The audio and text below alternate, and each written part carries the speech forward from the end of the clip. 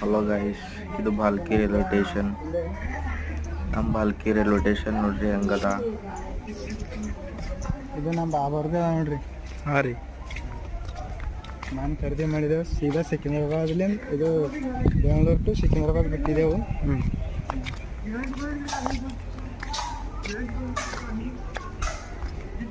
ಹೋಯ್ತಂದ್ರೆ ಹೋಗ್ರಿ ಬೆಂಗಳೂರು. ನಮ್ಮ ಅಪ್ಪರ್ಗದ ಎಲ್ಲ ಹೇಳಿಟ್ಟಿದ್ದೆವು.